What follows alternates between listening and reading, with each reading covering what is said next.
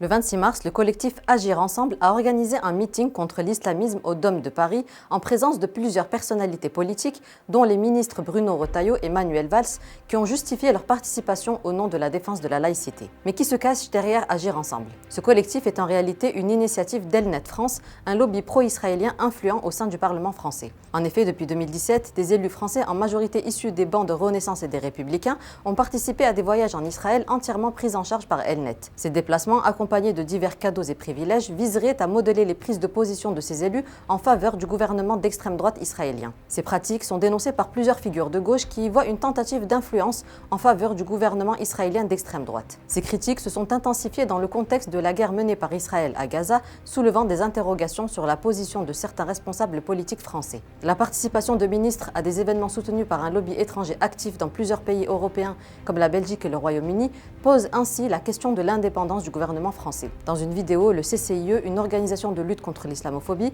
a appelé les ministres concernés à clarifier leurs liens avec Elnet et rappeler le devoir de transparence pour garantir la souveraineté des institutions. Par ailleurs, la présidente du groupe LFI, Mathilde Panot, a annoncé ce mercredi avoir saisi le procureur de la République contre le ministre de l'Intérieur Bruno Retailleau pour incitation à la haine après sa déclaration lors du meeting « Vive le sport et donc abat le voile bien sûr », visant le port du voile par les femmes musulmanes dans les compétitions sportives.